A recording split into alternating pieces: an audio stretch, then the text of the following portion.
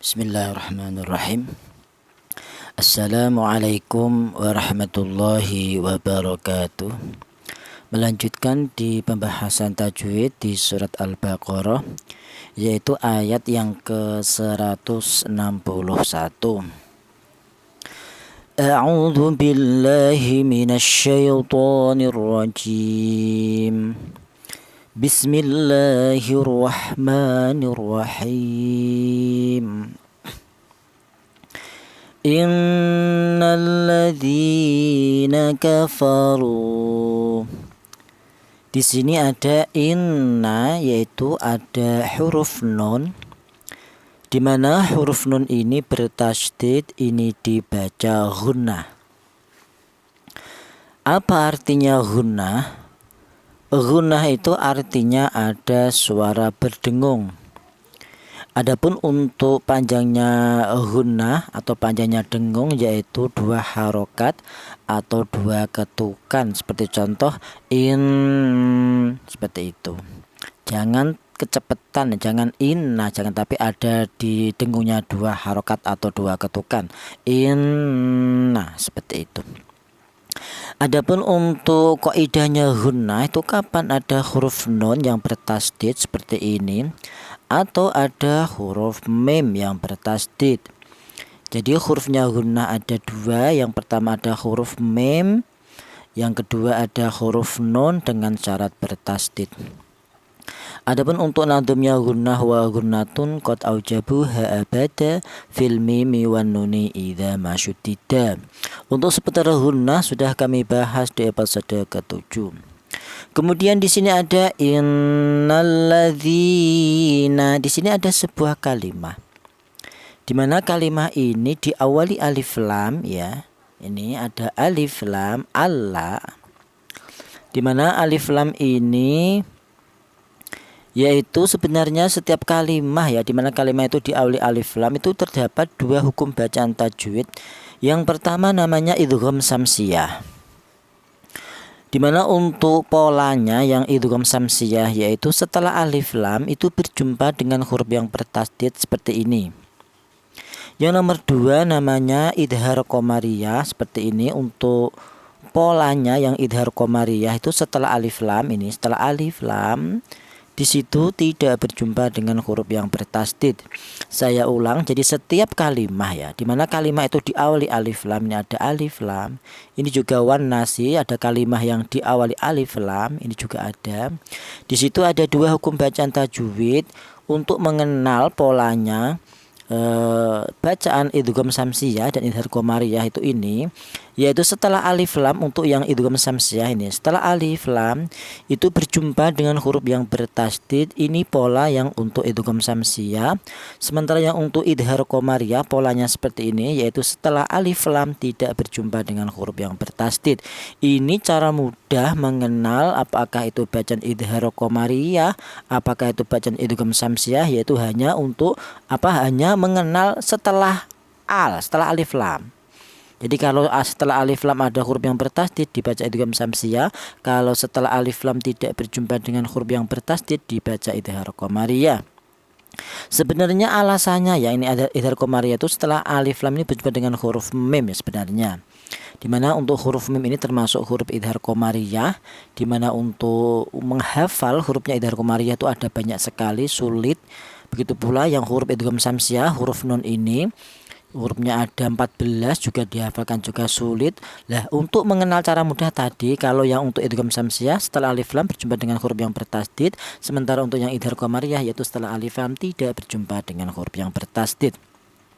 Untuk seputar idhar qamariyah dan idgham samsiyah itu sudah kami bahas di episode ke-6. Ada penutup kaidahnya, yaitu idhar qamariyah itu kapan ada alif lam bila berjumpa dengan huruf 14 yang terdapat dalam nadhum fi abri hajjaka wa khaf aqima.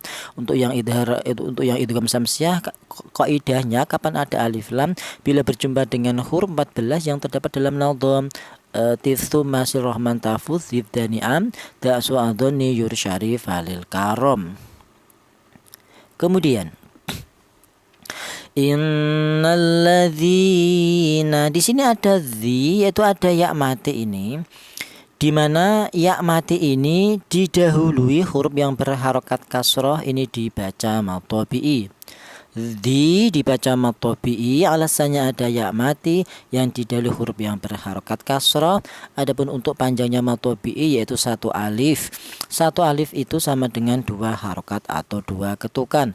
Alladzi, seperti itu.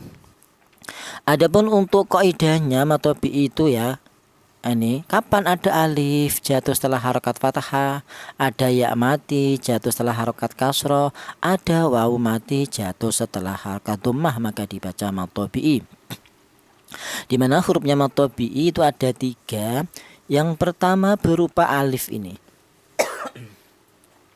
Dimana untuk alif ya, alif itu menjadi hurufnya mad tabi'i, dimana alif itu syaratnya berupa alif yang didahului huruf yang berharokat fathah. Jadi na ini terdiri 2 huruf nun berharokat fathah, huruf kedua nih alif. Lah alif ini sebagai hurufnya mad tabi'i karena memenuhi syarat yaitu berupa alif yang didahului huruf yang berharokat fathah. Ya, dimana untuk alif ya, alif itu selamanya tidak pernah berharokat atau dia mati. Dimana untuk fungsinya alif sebagai mad tabi'i itu berfungsi untuk memanjangkan bacaan ya. Kalau huruf nun berharokat fathah ini tidak ada alifnya, itu dibaca pendek hanya 1 harokat. Nah seperti itu. Berhubung ada alifnya mad tabi'i maka dipanjangkan 2 harokat. Nah seperti itu. Kalau ada penulisan alif seperti ini ya, dimana alif itu berharokat, baik harokat kasroh atau harokat dhammah atau harokat fathah, ini namanya bukan alif tapi ini namanya hamzah ya. Di waktu kita belajar di waktu kecil ya, alif kasroh itu sebenarnya adalah hamzah. Kalau alif, saya ulang, alif itu seperti ini yaitu selamanya mati, tidak pernah berharokat. Kalau ada alif berharokat itu namanya hamzah. Kemudian hurufnya mad tabi'i yang kedua berupa ya mati ini, dimana ya mati ini menjadi hurufnya mad tabi'i yaitu syaratnya ya mati yang didahului huruf yang berharokat kasroh. Kemudian hurufnya mad tabi'i yang ketiga ini berupa wawu mati, dimana wawu mati ini menjadi hurufnya mad tabi'i syaratnya didahului huruf yang berharokat dhammah.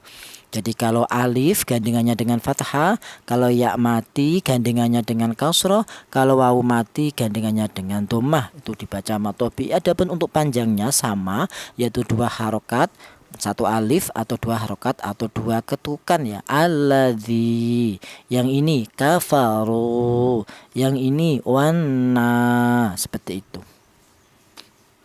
Untuk mad tabi'i yang masih bingung sudah kami bahas di episode pertama, kedua, dan ketiga. Kemudian di sini ada kafaru, tadi ada mad tabi'i, alasannya wawu mati yang didahului huruf yang berharokat dhammah. Di samping mad tabi'i ini ada bacaan yang lain yaitu dibaca tafkhim. Ini berupa huruf ro yang berharokat dhammah, ini dibaca tafkhim, yaitu alasannya ada huruf ro yang berharokat dhammah. Apa artinya tafkhim? Tafkhim itu artinya tebal, dimana untuk menebalkan huruf ro yang berharokat dhammah ini menggunakan lidah bagian belakang diangkat ke atas ya. Kafaru, seperti itu. Di samping dia tafkhim juga dibaca mad tabi'i ya. Dimana untuk seputar ro, seputar huruf ra yang dibaca tafkhim itu sudah kami bahas di episode ke-18, dimana untuk polanya ra yang dibaca tafkhim itu ada 8 pola, yaitu pola yang pertama itu berupa huruf ra yang berharokat fathah. Pola yang kedua ada ra mati yang didahului huruf yang berharokat fathah. Yang ketiga ada huruf ra yang berharokat dhammah seperti ini dibaca tafkhim. Yang keempat ada ra mati yang didahului huruf yang berharokat dhammah.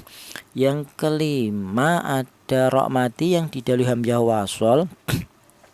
Kemudian yang keenam ada ra mati yang didahului huruf yang berharokat kasroh dan huruf setelahnya berupa huruf isti'la ya. Huruf isti'la itu khusus dzatin kit itu. Kemudian yang keberapa? Yang ketujuh ada ya Allah. Yang ketujuh ada ra waqaf yang didahului huruf yang mati dan jatuh setelah harokat dhammah. Kemudian yang kedelapan ada ra waqaf yang didahului huruf yang mati selain huruf ya dan jatuh setelah harokat fathah. Dari ke-8 pola ra yang dibaca tebal atau ra yang dibaca tafkhim tadi itu sudah kami bahas di episode ke-18 beserta contoh-contohnya ya. Saya ulang, alu dibaca tafkhim alasannya ada huruf ro yang berharokat dhammah. Kita geser dulu. Di sini ada matobi lagi ya. Nih. Wa ma tuwahum. Di sini ada ma dan tu, ini ada dua matobi. Yang ma ini dibaca matobi alasannya ada alif ini, di mana alif ini didahului huruf yang berharokat fathah, di mana ma ini terbuat dari dua huruf. Huruf yang pertama huruf mim berharokat fathah, huruf kedua alif ini.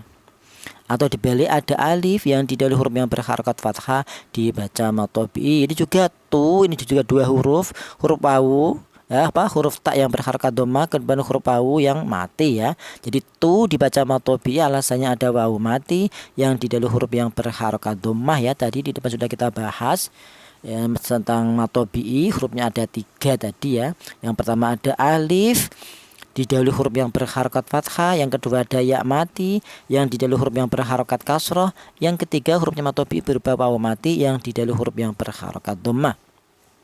Kemudian di sini ada wahum, apa selanjutnya?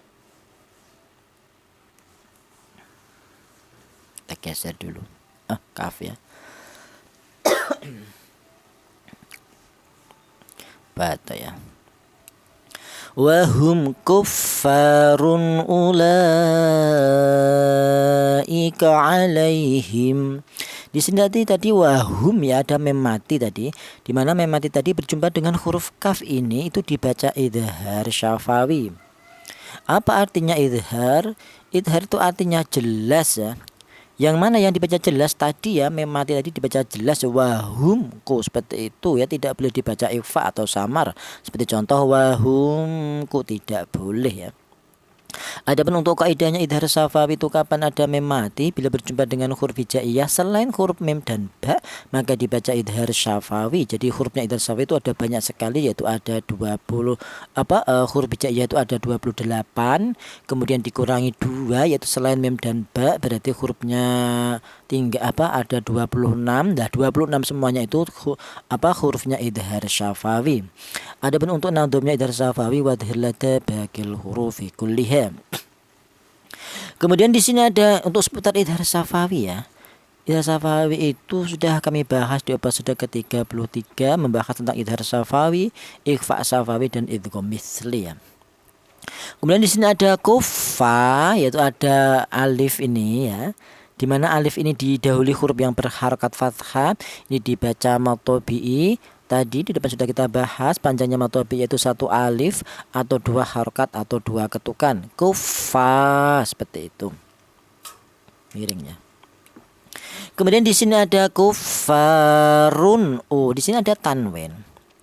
Di mana tanwin ini berjumpa dengan hamzah ya, ini hamzah ya. Kalau ada tulisan alif tuh, di mana alif itu berharokat ini, baik harokat kasroh, fathah atau dhammah, ini namanya adalah hamzah ya, ini ya.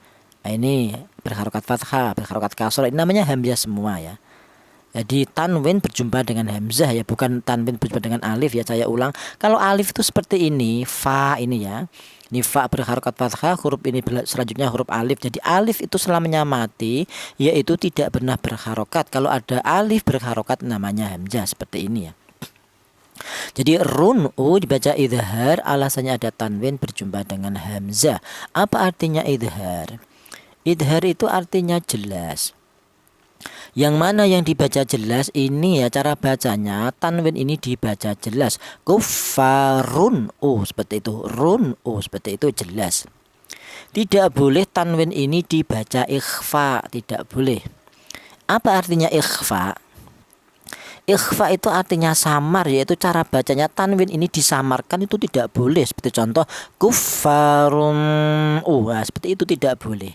Karena apa? Karena tanwin ini berjumpa dengan huruf hamzah, di mana huruf hamzah ini termasuk huruf idhar, maka cara bacanya tanwin ini dibaca idhar atau tanwin ini dibaca jelas. Seperti contoh kufarun, seperti itu. Adapun untuk kaidahnya idhar itu kapan ada tanwin seperti ini atau ada nun mati, bila berjumpa dengan huruf halak 6 yaitu hamzah, ha ini, kemudian ha, kha, ain, ghin, maka dibaca idhar ya. Untuk seputar idhar Yang masih bingung itu sudah kami bahas beserta contoh-contohnya di episode ke-9. Adapun untuk nadhamnya idhar wa dhir lada hamzin wa ha'in ha'i wal aini thummal ghaini thummal kha'i. Kemudian di sini ada lafadz ulaika. Di sini ada la, di mana la ini berupa huruf lam yang berharokat berdiri. Ini dibaca matobi'i. Jadi setiap ada huruf yang berharokat berdiri seperti ini. Nah, ini dibaca matobi'i ya. Kalau yang untuk Al-Quran cetakan Indonesia itu cara penulisannya seperti ini, di mana harokatnya berupa harokat berdiri. Sementara untuk di Al-Quran cetakan Madinah itu harokatnya miring biasa seperti ini. Akan tetapi setelah lam ini ada alifnya di sini. Itu menunjukkan di situ ada alif yang didahului huruf yang berharokat fathah dibaca matobi'i ya. Atau untuk Al-Quran cetakan Indonesia ini tidak ada alifnya, akan tetapi diringkas dengan harokat berdiri. Ini menunjukkan bahwa dibaca matobi'i atau dibaca panjang ya, sama saja. Kemudian matobi'i ini berjumpa dengan hamzah. Di mana matobi ini berjumpa dengan hamzah ternyata terangkai di dalam satu kalimat. Ini bukan matobi lagi, melainkan menjadi mat wajib muttasil. Jadi mat wajib muttasil itu terbuat dari matobi, di mana matobi itu berjumpa dengan hamzah yang terangkai di dalam satu kalimat. Ini dinamakan mat wajib muttasil ya. Dibedakan dengan ini ya, ini kufa, ini memang matobi, ada alif yang didahului huruf yang berharokat fathah. Akan tetapi matobi ini tidak berjumpa dengan hamzah, melainkan berjumpa dengan huruf ro. Jadi mat wajib muttasil ini itu terbuat dari matobi dulu ya. Setiap mat apapun itu memang terbuat dari matobi ya. Untuk panjangnya mat wajib muttasil itu 2 alif setengah atau 5 harokat atau 5 ketukan. Ulaika seperti itu. Adapun untuk nadhamnya mat wajib muttasil wa intalahul hamzu fi kalimati fa wajibun muttasilun kajaati ya. Untuk teman-teman seputar matobi'i ya, itu difahami dulu, karena sebelum kita mengenal bacaan mat-mat yang lain itu mengenal matobi'i dulu, karena mat apapun ya, baik mat wajib muttasil seperti ini, atau mat jaiz munfasil, atau mat adid li sukun, mat tamkin, mat badal, mat iwat, mat selah yang tawilah, yang qasirah, atau mat lazim baik yang kilmi atau yang harfi, baik yang musaqqal atau yang mukhafaf, semuanya terbuat dari matobi'i ya. Untuk teman-teman yang masih bingung seputar mat, itu mengenal matobi'i dulu. Dimana untuk matobi'i sudah kami bahas di episode pertama, kedua, dan ketiga. Kita geser dulu. Di sini ada lafadz alaihim la'natullah. Di sini ada alai, yaitu ada ya mati. Di mana ya mati ini didahului huruf yang berharokat fathah, ini dibaca lin. Apa artinya lin? Dibaca lin atau len atau lain sama saja. Adapun untuk artinya lain itu lunak atau lentur. Cara bacanya dibaca lentur, alai, seperti itu. Adapun untuk kaidahnya lin itu kapan ada ya mati seperti ini atau ada wawu mati yang didahului huruf yang berharokat fathah. Jadi hurufnya lin ada 2. Yang pertama huruf ya, yang kedua ada wawu yang mati, syaratnya didahului huruf yang berharokat fathah. Kemudian alaihim la, di sini ada mem mati.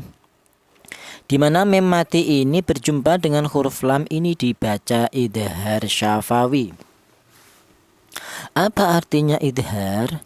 Idhar itu artinya jelas.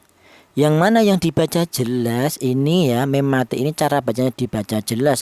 Alaihim la, seperti itu ya, him la.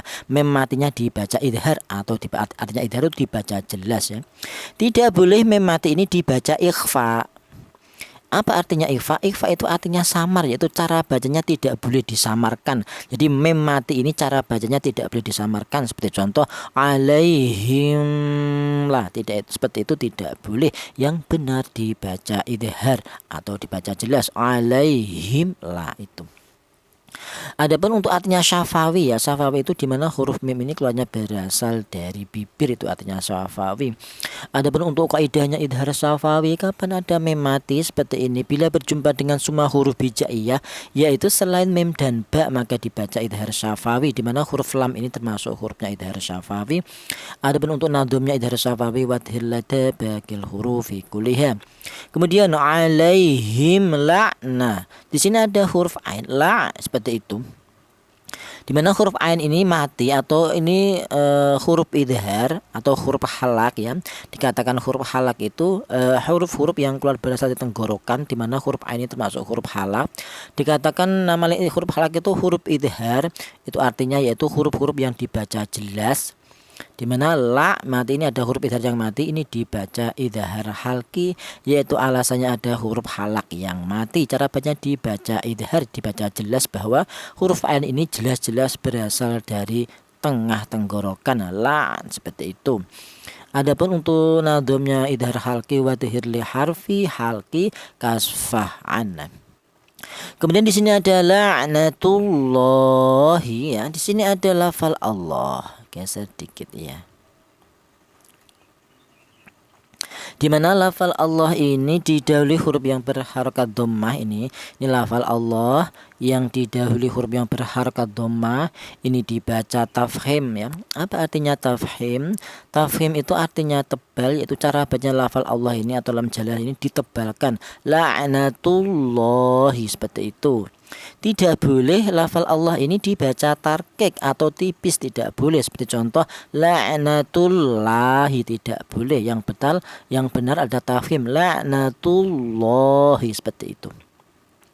Dimana untuk lam jalalah atau lafal Allah itu sudah kami bahas di episode ke-24, di mana untuk lam jalalah atau lafal Allah itu ada dua hukum bacaan. Yang pertama namanya tafhim. Untuk polanya lafal Allah yang dibaca tafhim itu seperti ini, di mana ada lafal Allah yang didahului huruf yang berharakat dhammah seperti ini, atau ada lafal Allah yang didahului huruf yang berharakat fathah. Itu pola yang dibaca tafhim. Yang kedua namanya dibaca tarkik atau dibaca tipis, yaitu polanya yaitu ada lafal Allah seperti ini yang didahului huruf yang berharokat kasroh, itu namanya tarkik ya. Untuk lebih jelasnya seputar tafhim dan tarkik atau lam jalalah itu sudah kami bahas di episode ke-24. Kemudian la'natullahi, di sini ada lam jalalah ini, di mana di atas lam jalalah ada harokat berdiri dibaca panjang, dua harokat atau dibaca matobi. Jadi setiap ada huruf yang berharokat berdiri ini dibaca panjang seperti ini juga ya, atau dibaca matobi ya. Kemudian di sini ada la'natullahi wal malaikah. Di sini ada sebuah kalimat.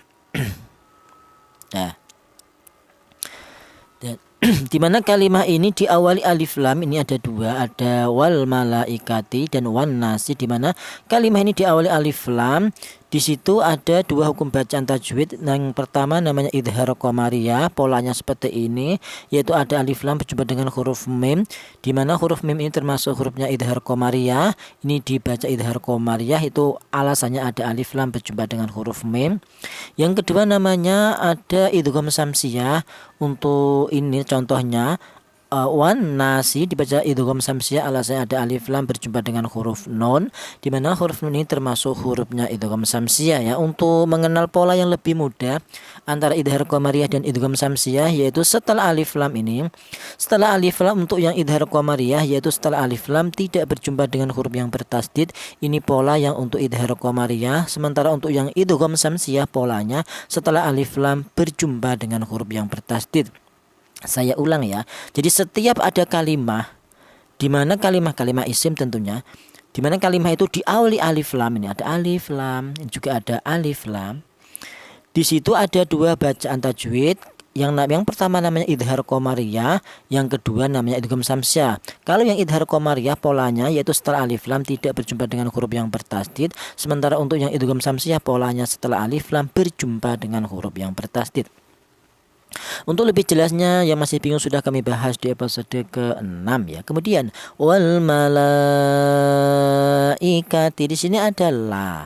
La ini ada huruf lam berharokat berdiri. Adapun tanda bendera ini ya, ini hanya sebuah tanda saja bahwa yaitu cara bacanya itu dipanjangkan ya. Jadi tanda bendera ini bukan harokat ya. Kalau harokat ini ya, harokat fathah berdiri ini menunjukkan ini la ini dibaca matobi'i ya.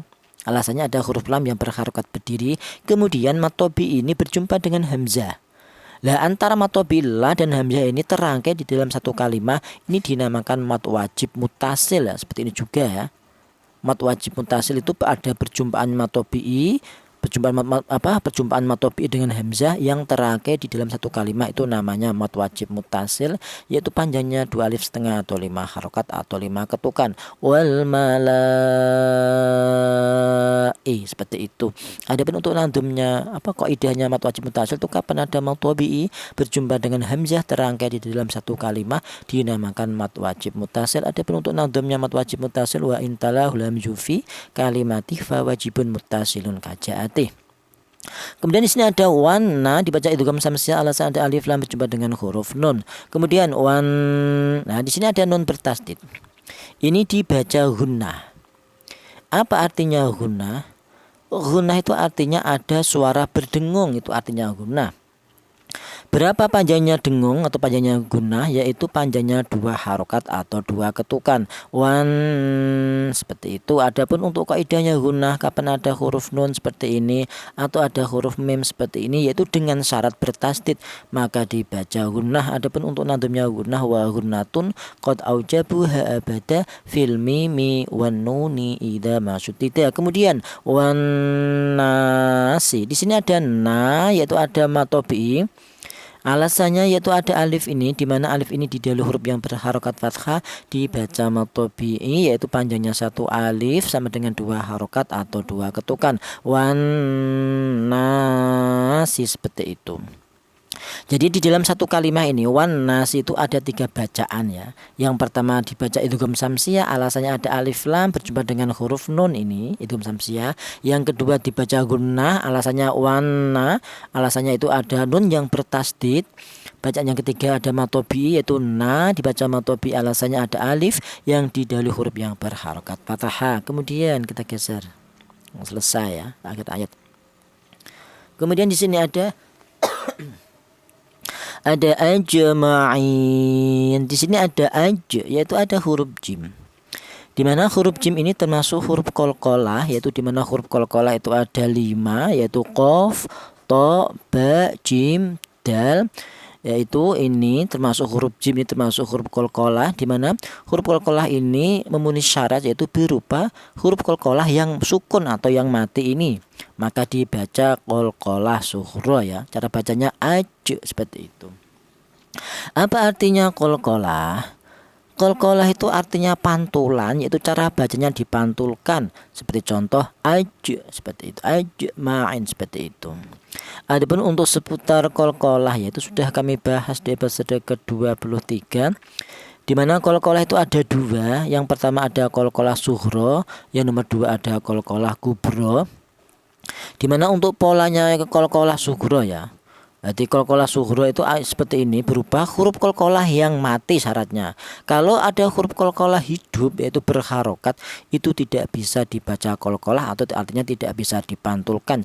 Jadi syaratnya untuk dibaca qalqalah atau dibaca ada suara pantulan itu berupa huruf qalqalah yang mati seperti ini. Kalau huruf qalqalah yang matinya asli seperti ini dinamakan qalqalah sughra. Kalau huruf qalqalah yang matinya disebabkan karena waqaf, itu dinamakan qalqalah kubra ya. Untuk seputar qalqalah yang masih bingung sudah kami bahas di episode ke-23. Jadi artinya qalqalah, saya ulang, artinya qalqalah itu ada suara pantulan, cara bacanya dipantulkan seperti itu. Kemudian ajma'in, di sini ada ain yaitu ada ini dulu ada ya mati. Di mana ya mati ini didahului huruf yang berharokat kasrah, ini dibaca matobi. Jadi ajma'i, dibaca matobi, alasannya ada ya mati yang didahului huruf yang berharokat kasrah. Kemudian matobi ini ternyata berjumpa dengan huruf nun, di mana huruf nun ini berada di akhir ayat ya ini. Maka yang terjadi huruf nun ini harus disukunkan ya. Atau harus mati ya. Kenapa kok mati? Karena posisinya wakof berada di akhir ayat. Jadi ini apabila digabungkan matobi'i, bila digabungkan dengan huruf nun yang diwakufkan ini menjadi mat arid li sukun.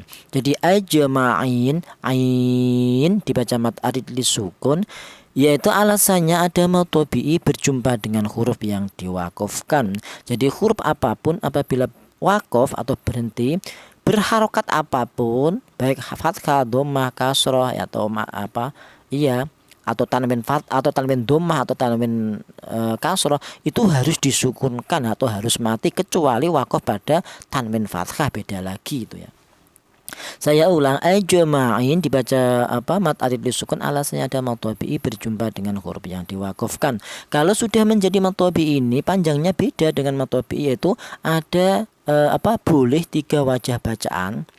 Yang pertama boleh dibaca tul. Apa artinya tul? Tul itu artinya panjang, yaitu panjangnya panjangnya itu 3 alif atau 6 harokat atau 6 ketukan. Seperti contoh ajma'in, seperti itu. Wajah yang kedua boleh dibaca tawasud, artinya sedang, yaitu panjangnya 2 alif atau 4 harokat. Seperti contoh ajma'in, seperti itu. Atau wajah yang ketiga boleh dibaca qasar, artinya pendek, yaitu panjangnya cukup 1 alif atau 2 harokat atau 2 ketukan, seperti matobi'i. Seperti contoh ajma'in, seperti itu boleh. Adapun untuk nadhamnya mat adil sukun wa iyakun qad arada sukun waqfan fa aridun kanasta'inu, kita bahas makharijul hurufnya ya. Yang pertama huruf hamzah. Huruf hamzah ini keluarnya huruf berasal dari tenggorokan bagian bawah atau pangkal tenggorokan, di mana untuk huruf halak ya atau huruf tenggorokan itu ada 6, atau yang terkenal huruf idhar itu ada 6, di mana kesemuanya huruf idhar itu berasal dari tenggorokan, di mana walaupun sama-sama di tenggorokan akan tetapi dibedakan, yaitu dibagi 3 tempat. Untuk tenggorokan bagian atas itu ditempati 2 huruf, yaitu huruf kha dan huruf ghin. Kemudian turun ke bawah berada di tengah tenggorokan itu juga ditempati 2 huruf, yaitu huruf ini, huruf ha dan huruf ain. Kemudian turun lagi ke bawah berada di pangkal tenggorokan atau tenggorokan bagian bawah, itu ditempati 2 huruf juga, yaitu huruf hamzah ini dan huruf ha. Jadi walaupun sama-sama berasal dari tenggorokan tapi dibedakan, ada tenggorokan bagian atas, ada tenggorokan bagian bawah tengah, ada tenggorokan bagian bawah.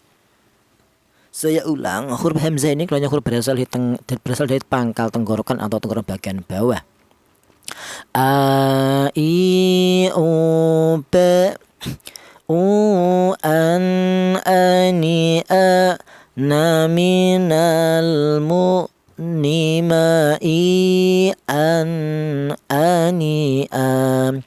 Kemudian huruf nun. Bagi teman-teman yang masih bingung untuk seputar makharijul huruf ya, itu sudah kami bahas di episode ke-12 tentang makharijul huruf bagian 1 dan episode 13 makharijul huruf bagian 2. Di situ ada videonya, ada lidah, ada pangkal gigi, ada ujung gigi, semuanya diperlihatkan. Dimana untuk yang kali ini hanya mengulang sekilas saja ya. Dimana untuk huruf nun ini keluarnya huruf berasal dari ujung lidah menyentuh langit-langit mulut. Nani nuben nunan naninan naminal munni maninan nanina. takut batuk. Kemudian huruf lam ini ya sama dengan huruf nun, keluarnya berasal dari ujung lidah menyentuh langit-langit mulut. Lalilubel lulal lalilal naminal mulni malilal lanila. Kemudian huruf dzal. Huruf dzal ini keluarnya huruf berasal dari ujung lidah menyentuh ujung gigi seri bagian atas. Dzi dzubez dzu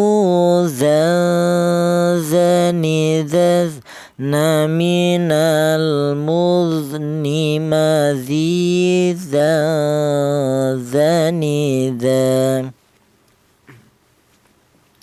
Kemudian huruf ya ini keluarnya huruf berasal dari tengah lidah ya. Ya, yi, yum, pei, yum, yai, yani, yai, na, minal, muy, ni, ma, yi, yai, yani, ya. Kemudian huruf nun tadi sudah berasal dari ujung lidah menyentuh langit-langit mulut. Kemudian huruf kaf.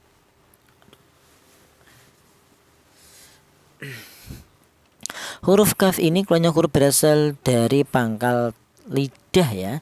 Pangkal lidah itu lidah bagian belakang, di mana pangkal lidah itu ditempati dua huruf, yaitu huruf kaf dan huruf qaf ya. Di pangkal lidah atau lidah bagian belakang. Kaki, kumpek, kukang, kanikak, naminal, muk, nimaki, kang, kanika. Ini ifanya ifa ifa adena ya. Maki, kang, kanika, seperti itu. Kemudian huruf fa ini keluarnya huruf berasal dari bibir bawah bagian dalam kemudian menyentuh ujung gigi jari bagian atas ya, fa ya. Fa, fi, fum, pef, fu, fa, fa, ni, faf, na, minal, muf, ni, ma, fi, fa, fa, ni, fa. Ya Allah. Kemudian huruf ra ini keluarnya huruf berasal dari ujung lidah menyentuh langit-langit mulut. Allah, ri, alum, per, alur, alari, alur, naminal, mur, nimari, alur, alali, alam.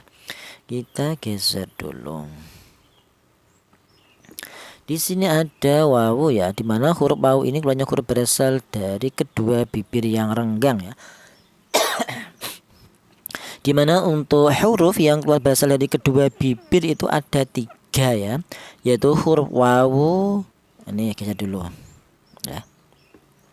Huruf wawu, huruf mim dan huruf ba ya. Ini huruf yang keluar berasal dari kedua bibir. Saya ulang, ada 3, yaitu ada huruf ba, ada huruf mim, ada huruf wawu. Dimana untuk kedua bibir ya, tapi dibedakan untuk huruf wawu ini, yaitu dihasilkan dari kedua bibir yang renggang. Kita melafalkan huruf wawu, wa itu melibatkan kedua bibir, baik bibir atas atau bibir bawah berperan, akan tetapi tidak rapat alias renggang, wa seperti itu. Beda dengan huruf mim dan huruf ba, walaupun sama-sama berasal dari kedua bibir alias kedua bibir berperan, baik bibir atas atau bibir bawah berperan, akan tetapi untuk huruf mim dan huruf ba ini dihasilkan dari kedua bibir yang rapat. Kita bilang ba, kita bilang ma, itu kedua bibir atas dan bawah itu rapat atau nempel dulu. Saya ulang, huruf yang berasal dari kedua bibir ada 3 huruf, yaitu huruf wawu, huruf mim, dan huruf ba. Dibedakan untuk huruf wawu dihasilkan dari kedua bibir yang renggang, sementara huruf mim dan huruf ba itu dihasilkan dari kedua bibir yang rapat. Wawi, wum, pew, waw, wani, waw, naminal, muni, mawi, waw, wani, wam. Huruf mim berasal dari kedua bibir yang rapat ya. Kalau wawu kedua bibir yang renggang ya, tadi sudah.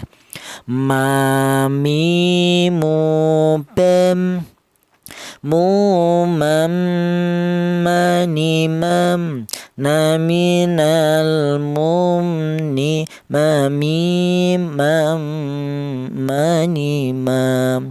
Kemudian huruf ta ini keluarnya huruf berasal dari ujung lidah menyentuh pangkal gigi seri bagian atas. Tanti, tumpet, tutan, tanitat, naminal, mut, nimati, tan, tanita. Huruf wawu tadi sudah berasal dari kedua bibir yang renggang. Huruf ha Huruf H ini keluarnya huruf berasal dari pangkal tenggorokan atau tenggorokan bagian bawah ya. Ha hi hum pem hu han hani ha na minal muh ni ma hi han hani ha. Huruf mem tadi sudah berasal dari kedua bibir yang rapat. Kita geser. Ya Allah. Kemudian huruf kaf ya, huruf kaf ini keluarnya berasal dari pangkal tenggorokan dan pangkal lidah atau lidah bagian belakang tadi sudah.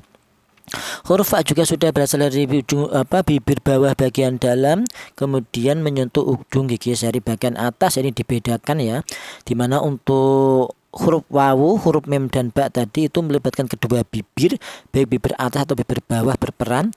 Akan tetapi untuk huruf fa ini hanya melibatkan satu bibir, yaitu bibir bawah saja. Akan tetapi bibir bawah yang bagian dalam kemudian menyentuh ujung gigi jari bagian atas ya, fa ya tadi sudah ya. Kemudian huruf ra ini keluarnya huruf berasal dari ujung lidah bentuk langit-langit mulut tadi sudah. Hamzah berasal dari pangkal tenggorokan. Huruf lam ujung lidah langit-langit mulut. Huruf hamzah berasal dari pangkal tenggorokan itu sudah semua.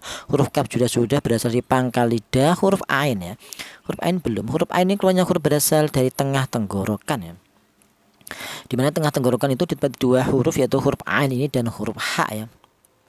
A i u ba au an ani a na minal mu'ni ma'i an ani a.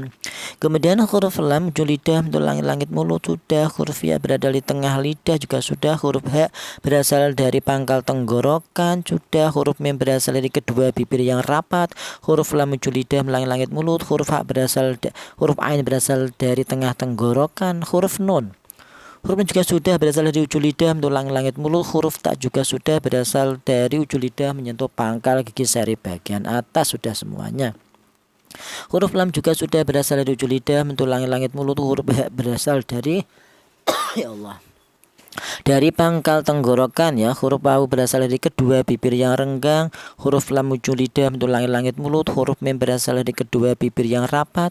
Huruf lam ujung lidah bentuk langit-langit mulut. Huruf hamzah berasal dari pangkal tenggorokan semudah semua.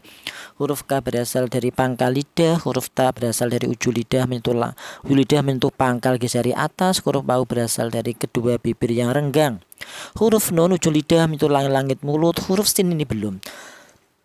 Ya Allah. Huruf sin ini keluarnya huruf berasal dari ujung lidah menyentuh pangkal gigi jari bagian bawah ya. Batuk lah. Sa si sum pes su sa sa ni sas na minal mus ni masih sa nisa. Ini ifanya ifa ausat ya, ifa pertengahan. Masih sa nisa seperti itu. Huruf hamzah keluarnya huruf berasal dari pangkal tenggorokan. Huruf jim belum. Huruf jim ini keluarnya huruf berasal dari tengah lidah ya. Janji jumpenje jani janja naminal mujni majija janija. Huruf mem berasal dari kedua bibir yang rapat. Huruf ain berasal dari tengah tenggorokan. Huruf ya berasal dari tengah lidah. Huruf nun berasal dari ujung lidah menyentuh langit-langit mulut.